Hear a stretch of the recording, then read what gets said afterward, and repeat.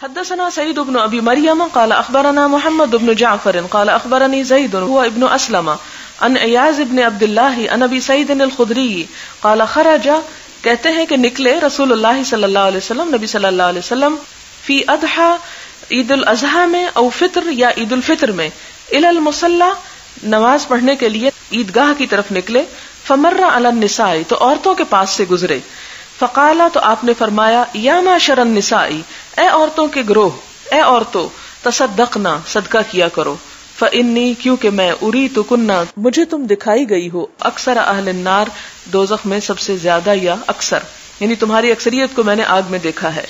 فقلنا تو عورتیں کہنے لگیں وبما یا رسول اللہ، اور کیوں ہے اللہ کے رسول صلی اللہ علیہ وسلم، زیادہ عورتیں کیوں ہوگی جہنم میں؟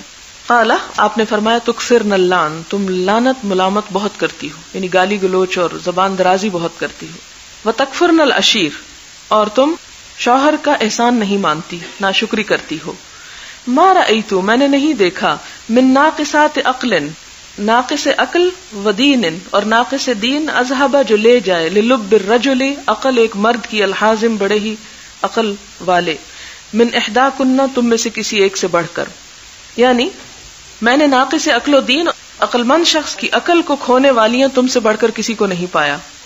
ابھی میں اس کی وضاحت کرتی ہوں۔ قلنا انہوں نے کہا وما نقصان دیننا کہ ہمارے دین کا کیا نقصان ہے، وعقلنا اور ہماری عقل کا یا رسول اللہ۔ قال آپ نے فرمایا الیس شہادت المرأة کیا نہیں ہے گواہی عورت کی، مثل نصف شہادت الرجل مثل مانند نصف آدھی شہادت گواہی الرجل مرد کی۔ قلنا کہنے لگی بلا کیوں نہیں، قال فذلک من نقصان عقلها تو آپ نے فرمایا کہ یہ نقصان ہے اس کی عقل کا۔ الیس اذا کیا نہیں ہے، اذا حاضت جب حیض آ جائے، لم تصلی نہیں وہ نماز پڑھتی، ولم تصم اور نہیں روزہ رکھتی۔ قلنا بلا تو کہنے لگی ہاں، قال فذلک من نقصان دینها فرمایا کہ یہ اس کے دین کا نقصان ہے۔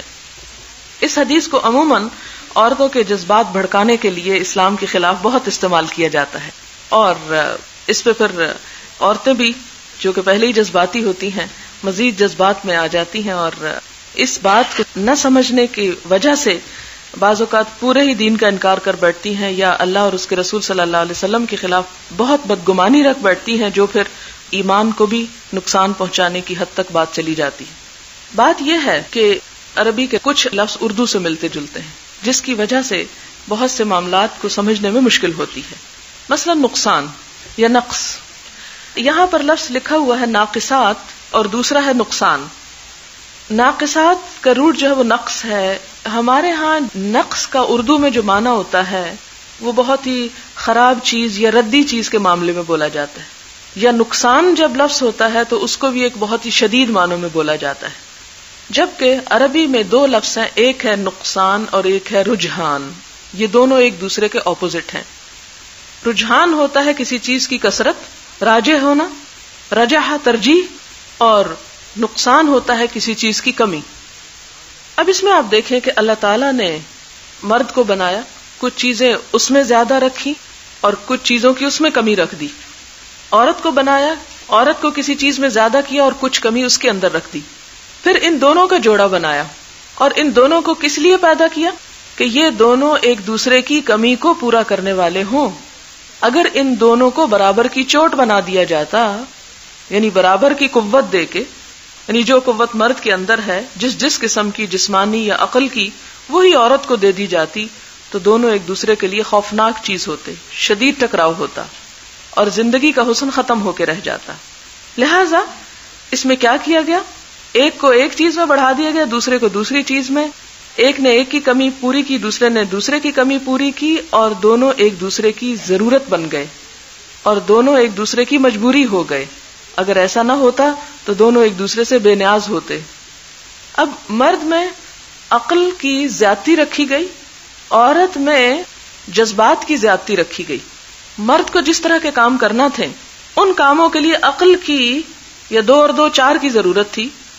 جس قسم کی ذمہ داری اس پہ ڈالی گئی کہ عورت کے لیے کما کے لائے، اور کمانے کا کام صرف کسی دفتر میں بیٹھ کے جاب کرنا نہیں ہے، قدیم زمانے سے لے کر دیکھیں اور اب بھی آپ دیکھیں کہ دنیا میں رزق کمانے کے جتنے بھی طریقے ہیں ان میں سے اکثریت ان طریقوں کی ہے جس میں شدید جسمانی مشقت چاہیے۔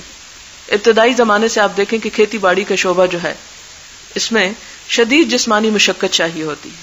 اللہ تعالیٰ نے عورت پہ کوئی ذمہ داری نہیں ڈالی کہ وہ مردوں کی طرح جا کے کھیتوں میں ہل چلائے یا وہ گندم کاٹے یا وہ مویشیوں کو باندھے. کوئی ایسی ذمہ داری اسلام نے اس پہ نہیں ڈالی. لیکن اگر کسی وقت ضرورت کے وقت وہ مدد کرتی ہے تو اس کی طرف سے ایک احسان سمجھا. اسی طرح عمارتوں کی تعمیر میں پتھر اٹھانے کی، روڑی اٹھانے کی مزدوری، عمارتیں بلند کرنے کی، بڑے بڑے سخت کام کرنے کی، یہ سب ذمہ داری مردوں پہ ڈالی گئی. جہاد میں تلوار اٹھانے کی ذمہ داری یہ سب مردوں کو دی گئی.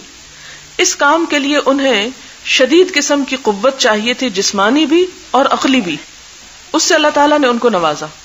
اس کے مقابلے میں عورت جس کی بنیادی ذمہ داری کیا تھی کہ وہ تخلیق کا کام کرے، بچوں کی پیدائش، یعنی اس کے بغیر کوئی عورت مکمل نہیں، اور اس میں عورت کی بڑی بڑائی ہے. اور تخلیق کا جب یہ کام عورت کرتی ہے اور اس میں جتنی بھی مشقت سے گزرتی ہے، وہ ایک ایک لمحہ اس کے لیے باعث اجر، اس کے درجات کو بڑھانے والا ہے. ماں کے درجے میں عورت کو 3 حصے زیادہ قدر و قیمت ملی. یہاں تک کہہ دیا گیا کہ جنت ہے ہی ماں کے قدموں کے نیچے. ماں کو خوش کرو گے تو جنت میں آ سکو گے. حالانکہ کسی حدیث میں باپ کا ایسا کوئی مقام نہیں بتایا گیا، کیونکہ یہاں عورت اپنی ذمہ داری جو ہے وہ بطریق احسن پوری کر رہی. ماں بن جانے کے بعد بچے کی تربیت کرنا، بچے کی پرورش کرنا، بچے کے شرارتوں پر، بچے کی حرکتوں پر محبت اور نرمی کا سلوک کرنا جو ہے، اس کے لیے جس چیز کی ضرورت تھی وہ جذبات تھے. عورت کے اندر ماں کی مامتا تھی، اور یہ جذبات عورت کا حسن ہے. جو عورت جذبات سے خالی ہو اس کے اندر کوئی حسن نہیں. لہذا اس کام کے لیے جذبات چاہیے تھے، اس میں جذبات کی زیادتی رکھی گئی، اس میں نرمی رکھی گئی. ان جذبات کی زیادتی کی وجہ سے بعض اوقات یہ ہے کہ وہ غیظ و غضب کا جلدی شکار ہوتی ہے، بعض اوقات وہ شوہر کے ساتھ لڑائی جھگڑا کر لیتی ہے، اس کی ناشکری کر بیٹھتی ہے. پھر اسی طرح عورت کی تخلیق کی خاطر ہی اس کے ساتھ حیض اور اس طرح کی چیزیں لگائی گئی کہ وہ ہر مہینے کچھ دن کے لیے نماز نہیں پڑھ سکتی، روزہ نہیں رکھ سکتی. جب بھی بچہ پیدا ہوتا ہے اس کے بعد زیادہ سے زیادہ جو 40 ڈیز کا وہ وقفہ رکھا گیا اس میں وہ نماز وغیرہ نہیں پڑھ سکتی. یعنی کیوں نہیں پڑھ سکتی؟ اللہ تعالیٰ چاہتے تو کہہ دیتے، لیکن یہ اس کی دوسری ذمہ داری کو ادا کرنے کی وجہ سے اس ذمہ داری کو کم کر دیا گیا. جب اس نے یہ نماز نہیں پڑھی تو نماز نہ پڑھنے کا تو ثواب اس کو نہیں ملے گا اب، لیکن اس کو اجر دوسری طرف سے مل جائے گا جو وہ تکلیف اٹھا رہی ہے. جیسے پیریڈز کی ایک حالت میں ہے، یا پریگننسی کی حالت میں ہے، یا بچے کی پیدائش کے بعد کی حالت میں ہے، یا دودھ پلانے کی حالت میں ہے، تو اس کے بارے میں آتا ہے کہ ایک ایک گھونٹ جو ماں پلاتی ہے وہ ماں کی طرف سے صدقہ ہوتا ہے، اس کے گناہوں کو دور کرنے کا سبب ہوتا ہے. اب یہ کام جو عورت کر رہی ہے یہ ہو نہیں سکتے اگر عورت کے اندر عقل کی زیادتی آ جائے، کیونکہ اگر وہ عقل پہ سوچنے لگے تو وہ اپنے بچے کی سب سے بڑھ کے دشمن ہو، جو اسے سب سے زیادہ ستاتا ہے، جس کے لیے وہ اتنا دکھ اٹھاتی. اور پھر آپ دیکھیں کہ یہ ہے اکثریت کے ساتھ ایسے کہ اکثر مردوں کو اللہ تعالیٰ نے اس طرح بنایا اور اکثر عورتوں کو اس طرح بنایا. لیکن کہیں کہیں ایکسیپشنل کیسز آ جاتے ہیں کہ جہاں عورتوں کے اندر نسوانیت کی بجائے مردانگی غالب ہوتی، اور اس میں دیکھا ہوگا آپ نے کہ ان عورتوں کے لیے بچوں کو پیدا کرنا اور بچوں کے ساتھ محبت اور شفقت کا سلوک کرنا اور ان کی زیادتیوں پر درگزر کرنا، وہ جذبات نسبتاً کم ہوتے ہیں، اور وہ نسوانیت کی کمی کی وجہ سے بہت سی مشکلات کا شکار ہوتی. ان کی گھریلو زندگی میں بہت سے جھگڑے ان کی نسوانیت کی کمی کی وجہ سے ہوتے ہیں، ان کے اندر جذبات کی کمی کی وجہ سے ہوتے ہیں. لہذا یہ نہیں کہ اللہ تعالیٰ نے عورت کے اندر اگر یہ 2 چیزیں رکھیں کہ عقل میں مرد کی نسبت اسے کمی دی گئی جبکہ جذبات میں اس کو رجحان دیا گیا مرد کی نسبت، اور اسی لیے آپ صلی اللہ علیہ وسلم نے فرمایا کہ یہ دونوں چیزیں کم ہونے کے باوجود میں حیران ہوتا ہوں کہ اللہ تعالیٰ نے عورت کو وہ کیا چیز دی ہے، کتنی قوت دی ہے کہ جس کی وجہ سے وہ بڑے بڑے عقل مند انسان کو پاگل کر دیتی ہے. اذهب لے جاتی ہیں، للب الرجل مرد کی عقل، لب عقل کو کہتے ہیں، الحازم بڑا محتاط، بڑے سمجھدار. یعنی ان 2 چیزوں کے باوجود جو بظاہر اس کی کمی نظر آتے ہیں، اس کے اندر کمی کی علامت ہے، لیکن ایک اور قوت ہے اس کے اندر، جو قوت اب مرد کے مقابلے میں غالب ہے، جو مرد کو ہرا رہی ہے. یعنی لوگ نا کے ساتھ عقل اور دین تو پڑھ لیتے ہیں لیکن اگلا جملہ نہیں پڑھتے جس میں یہ قوت عورت کی بتائی گئی ہے کہ وہ بڑے بڑے عقل مند لوگوں کی عقل پہ غالب آ جاتی ہیں، ان سے اپنی مرضی کے مطابق فیصلے کروا لیتی ہیں، ان سے اپنی مرضی کے مطابق زندگی کا رخ بدلوا لیتی ہیں. یعنی یہ کیا ہے، وہ کس قوت کا ذکر ہے؟ جذبات کی قوت کا ذکر ہے کہ عورت اپنی عقل کے ساتھ اگر مرد پہ غالب نہیں آ سکتی. یہی وجہ کہ آپ دیکھیں بہت دفعہ لاجک میں آپ ہار جاتے ہیں لیکن رو کے جیت جاتے ہیں. آپ کی لاجک مرد کو ضد کا شکار کر دیتی، لیکن جب آپ آنسو بہا دیں گے، آپ کمزوری ظاہر کریں گے تو وہ آپ سے بھی بڑھ کے کمزور ہو جائے گا. تو اس قوت کا یہاں پر انڈر لائن ذکر کیا گیا. تو پھر اس پہ عورت پھر کہنے لگی کہ دین کا کیا نقصان ہے، دین میں کہاں کمی ہمارے واقع ہوتی، ہم بھی نمازیں پڑھتے، روزے رکھتے، سب کچھ کرتے ہیں. تو آپ نے اس کو یاد کرایا کہ دیکھو کہ دین کا نقصان یہ ہے کہ عورت جو ہے جب حیض کی حالت میں ہوتی تو نماز نہیں پڑھتی، روزہ نہیں رکھتی. اب چاہے کسی عذر کی وجہ سے ہی ہو. اب آپ دیکھیں کہ زندگی میں عذر صرف حیض نہیں ہے کہ جس کی وجہ سے انسان نماز چھوڑتا ہے. مثلا اگر ایک انسان بیمار ہے، کھڑے ہو کے نماز نہیں پڑھ سکتا، پوری نماز نہیں پڑھ سکتا، صرف فرض پڑھ رہا ہے، اور دوسرا شخص جو ہے وہ صحت مند ہے، وہ فرض کے ساتھ سنت بھی پڑھ رہا ہے، نفل بھی پڑھ رہا ہے، کہیں کہیں ایکسٹرا عبادت بھی کر رہا ہے، رات کو بھی اٹھ جاتا ہے. اب آپ دیکھیں کہ ایک شخص کی معذوری ہے، وہ بیمار ہے یا بڑھاپا ہے، تو اس کے اندر ہمت نہیں ہے زیادہ کام کرنے کی. تو اب یہ تو نہیں ہو سکتا کہ ایک شخص خواہ معذور ہی کیوں نہ ہو، اگر وہ کام نہ کرے تو اس کو اتنا ہی اجر دے دیا جائے جتنا ایک واقعی کرنے والا شخص کر رہا ہے. لہذا معذوری صرف یہ نہیں کہ جس کی وجہ سے انسان کے عمل میں کمی آتی ہے، معذوری دوسری بھی ہو سکتی ہے. کوئی بڑھاپا ہو سکتا ہے، بیماری ہو سکتی ہے، کوئی تھکاوٹ ہو سکتی ہے. اس میں آپ دیکھیں کہ وہ جو علماء کی قسمیں بتائی گئی پیچھے، کہ ایک وہ ہے جس کے اندر بھی پانی جذب ہو جاتا ہے اور جو سبزہ بھی اگاتا ہے اور وہ بہترین چیز ہے، اور دوسرا وہ ہے جو پانی روکتا ہے لیکن اندر نہیں جذب ہوتا. اور اس میں نے آپ کو بتایا تھا کہ مثال کے طور پر علم کا دھنی ہے لیکن نمازوں کی اس طرح پرواہ نہیں کرتا کہ جس طرح وہ پہلے درجے کا انسان کرتا ہے، یعنی صرف فرض ادا کرتا ہے، سنت اور نفل کا اہتمام نہیں کرتا. تو ٹھیک ہے، علم حاصل کرنے کا اپنا ایک اجر ہے، لیکن فرائض اور سنتیں اور نفل پڑھنے کا اپنا ایک اجر ہے. اب اگر ایک شخص کوئی اور کام کر رہا ہے تو وہ اس میں اجر پا رہا ہے، لیکن وہ جو چھوڑ رہا ہے وہاں پر اس کا نقصان بھی ہو رہا ہے. اسی لیے اعتدال کی زندگی بہترین زندگی ہے کہ جس میں انسان اپنے فرائض جو ہیں، جیسے اللہ تعالیٰ کے فرائض ہیں، ان کو بھی پورا کرے. اب مثال کے طور پر اگر ایک شخص جو ہے اس کے پاس دولت ہے تو وہ ایک طرف زیادہ خرچ کر رہا ہے اور دوسری سب چیزوں کو اگنور کر رہا ہے، تو اس میں بہرحال فرق تو پڑ رہا ہے.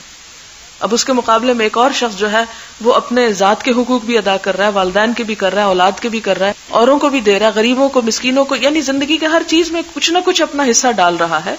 تو ایسا شخص جو ہے وہ زیادہ بہتر حالت میں ہے بنسبت اس کے اس شخص کے کہ جس کے پاس کچھ نہیں یا وہ صرف ایک ہی کام میں لگا ہوا ہے. اسی طرح آپ دیکھیں کہ ایک اور موقع پر آپ کو وہ روایت بھی یاد رکھنی چاہیے کہ نبی صلی اللہ علیہ وسلم کے پاس کچھ لوگ آئے اور کہنے لگے کہ یا رسول اللہ صلی اللہ علیہ وسلم، فلاں لوگ تو اجر میں بہت آگے بڑھ گئے ہیں کیونکہ ان کے پاس بہت مال ہے، وہ اپنے عبادات بھی پوری کرتے ہیں اور مال بھی خرچ کرتے ہیں. تو آپ صلی اللہ علیہ وسلم نے فرمایا کہ کیا میں تمہیں وہ کلمات نہ بتا دوں جن کو پڑھنے کے بعد تم بھی ان کے درجے کو پہنچ جاؤ گے، خواہ مال نہیں بھی خرچ کر سکتے. اور آپ نے اس پر تسبیحات ان کو سکھائیں. اب یہ تسبیحات مالدار لوگوں کو بھی پہنچ گئیں. اب وہ پڑھنے لگ گئے. پھر یہ دوبارہ آ گئے کہ یا رسول اللہ صلی اللہ علیہ وسلم، وہ تو باقی کاموں کے ساتھ تسبیح بھی شروع ہو گئے ہیں، اب پھر ہم سے اجر میں آگے نکل گئے ہیں. تو آپ نے فرمایا کہ یہ اللہ کا فضل ہے، جسے چاہتا ہے دیتا ہے. تو یہ کسی کام کی انسان کو توفیق مل جانا اور اس کے ساتھ اور بہت سی نیکیوں کی توفیق مل جانا. اسی لیے آپ صلی اللہ علیہ وسلم نے فرمایا کہ المؤمن القوی خیر من المؤمن الضعیف، کہ قوت والا مومن جو ہے وہ ضعیف مومن سے بہتر ہے. وفی کل خیر، حالانکہ بھلائی ہر ایک میں ہے. یہ نہیں کہ جس کی صحت کمزور ہے اس میں کوئی بھلائی نہیں، لیکن جس کی صحت اچھی ہے اور وہ زیادہ بہتر کام کر رہا ہے، زیادہ کوشش کر رہا ہے، جہاد میں جا رہا ہے مثال کے طور پر، اور اس طرح کے بڑے بڑے کام کر رہا ہے، تو اب یہ اس پر اللہ کا فضل ہے. اس کا حساب بھی زیادہ ہے اس نعمت کی وجہ سے، لیکن اگر وہ اس نعمت کا حق ادا کر رہا ہے تو وہ اجر میں بھی زیادہ ہے. اسی لیے کہتے ہیں نا کہ اپنے جسم کی حفاظت کرنا، اپنی صحت کا خیال رکھنا اس غرض کے لیے کہ انسان عبادت بہتر طور پر کر سکے، اچھے اچھے کام بہتر طور پر کر سکے، وہ اس کے لیے باعث اجر ہے. ایک اور روایت میں ہم دیکھتے ہیں کہ آپ صلی اللہ علیہ وسلم کے ساتھ صحابہ کرام تھے اور وہ کسی سفر میں تھے، تو وہاں پہنچ کر کچھ لوگ تو جا کے پڑ گئے، تھک گئے تھے، جا کے لیٹ گئے، اور کچھ لوگ جو تھے انہوں نے دوسروں کی بھی خدمت کی، لکڑیاں چن کے لائے، کھانا پکایا، ان کو بھی کھلایا. تو آپ نے جن لوگوں نے اس سفر میں خدمت کی تھی، آپ نے فرمایا آج وہ سارا اجر لوٹ گئے، یعنی اجر میں وہ آگے بڑھ گئے. تو اس کا کیا مطلب ہے کہ جتنی کوئی شخص کوشش کرتا ہے، جتنی کوئی شخص محنت کرتا ہے، اتنا ہی وہ اس چیز میں آگے بڑھ جاتا ہے. لیکن دوسرا شخص ہو سکتا ہے کوئی اور کوشش کر رہا ہو جو پہلے کے مقابلے میں نسبتاً کم ہو, تو یہ کمی اور بیشی یہ تو ہوتی ہی رہے گی. اسی لیے آخری فیصلہ اللہ تعالیٰ کے ہاتھ میں ہوگا.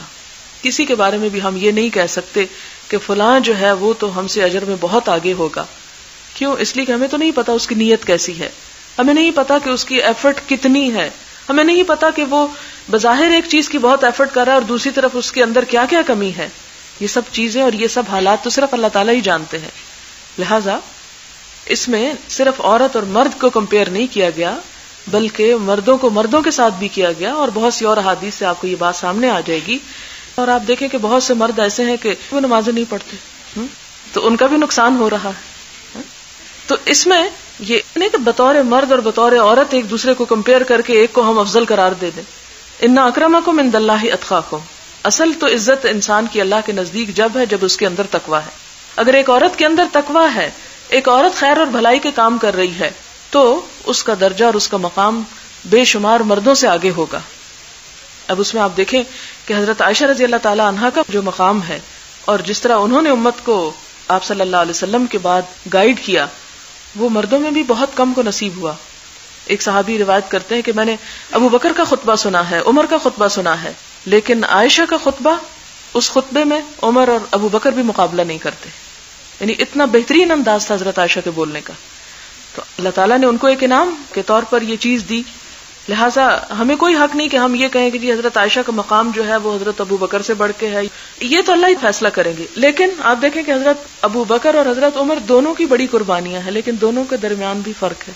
حضرت ابو بکر رضی اللہ تعالیٰ عنہ کی 3 راتیں جو غار ثور میں حضور صلی اللہ علیہ وسلم کے ساتھ گزری, اس ایک رات کی نیکیاں اتنی زیادہ ہیں کہ حضرت عمر اس کے لیے تمنا کیا کرتے تھے اور تڑپ رکھتے تھے, کاش وہ ایک رات مجھے نصیب ہو جاتی کہ میں آپ کے ساتھ ہوتا. کیونکہ آپ صلی اللہ علیہ وسلم نے فرمایا تھا کہ وہ ایک رات عمر کی زندگی بھر کی نیکیوں پہ حاوی ہے, وہ اس مشکل ترین وقت میں جو ابو بکر نے ساتھ دیا. یہ اللہ کا فضل ہے, جسے چاہے دے. ہمیں یہ نہیں کرنا چاہیے کہ ہم ایک حاسد کی نظر سے یا ایک منفی سوچ کے ساتھ صرف یہی دیکھتے رہے, اچھا اللہ تعالیٰ نے تو مرد کو فضیلت دے دی, اچھا اللہ تعالیٰ نے تو مالداروں کو بڑا مال دے دیا, اچھا فلاں کو تو بڑی اچھی صحت دے دی, فلاں کے پاس تو یہ ہے اور ہمیں تو کچھ نہیں دیا اس لیے ہم کچھ بھی نہ کریں. نہیں, والسابقون السابقون, کہ دوڑ لگائیں جتنی بھی پاس ہے چیز, جو بھی صلاحیت ہے. صرف اس سوچنے میں وقت نہ گزاریں کہ اللہ تعالیٰ نے ہمارے ساتھ یہ معاملہ کیا اور ہمیں یہ نقصان دیا. یہ نقصان اردو والا نقصان نہیں ہے, یہاں ریڈیوس ہونے کے معنوں میں ہے. اور پھر یہ کہ نصف شہادت الرجل, یہ جو آدھی گواہی کا مسئلہ, یہ قرآن پاک جنہوں نے پڑھا ہے انہوں نے اس کو اچھی طرح سمجھ لیا ہوگا, اور جنہوں نے نہیں پڑھا وہ انشاءاللہ سمجھ لیں گے. ہلکی سی بات یہاں یہ کہ وہ بھی عورت کی دیگر ذمہ داریوں کو ملحوظ رکھتے ہوئے اس سے یہ ذمہ داری کم کی گئی. اور میں ہمیشہ یہ کہتی ہوں کہ جیسے ایک شخص کو کہا جائے تم اکیلے یہ ٹیبل اٹھاؤ اور ایک کو کہا جائے 2 مل کے اٹھاؤ, تو ایک کے پاس قوت اتنی نہیں ہو سکتی, اس کے لیے مشقت ہوگی. 2 مل کے اٹھائیں گے تو آسان ہو جائے گا. اگر اللہ تعالیٰ نے یہ کہا کہ 2 عورتیں مل کے گواہی دے دیں یا 2 عورتیں مل کے ایک کام کر لیں, تو اس میں ایسی برائی کی بات نہیں ہے, ایک معاملے کو سمجھنے کی بات ہے. تو یہاں اصل میں تو آپ صلی اللہ علیہ وسلم بتانا یہ چاہتے تھے کہ اگرچہ عورت ان 2 چیزوں میں بظاہر کم نظر آتی ہے, لیکن اس کے باوجود بڑی طاقتور ہے, بڑے بڑے مردوں پہ غالب ہے. لیکن امام بخاری اتنی بڑی حدیث لے آئے صرف ایک جملہ بتانے کے لیے کہ لم تصم, حالت حیض میں عورت روزے نہیں رکھے گی. حدثنا سعید بن ابی مریم قال اخبرنا محمد بن جعفر قال اخبرني زید هو ابن اسلم عن ایاز بن عبد الله عن ابی سعید الخدری قال خرج, کہتے ہیں کہ نکلے رسول اللہ صلی اللہ علیہ وسلم, نبی صلی اللہ علیہ وسلم, فی اضحی عید الاضحیٰ میں او فطر یا عید الفطر میں, الی المصلی, نماز پڑھنے کے لیے عیدگاہ کی طرف نکلے. فمر علی النساء, تو عورتوں کے پاس سے گزرے. فقالا, تو آپ نے فرمایا, یا معشر النساء, اے عورتوں کے گروہ, اے عورتوں, تصدقنا, صدقہ کیا کرو. فإنی, کیونکہ میں, اریتکنا, مجھے تم دکھائی گئی ہو, اکثر اہل النار, دوزخ میں سب سے زیادہ یا اکثر, یعنی تمہاری اکثریت کو میں نے آگ میں دیکھا ہے. فقلنا, تو عورتیں کہنے لگیں, وبما یا رسول اللہ, اور کیوں ہے اللہ کے رسول صلی اللہ علیہ وسلم.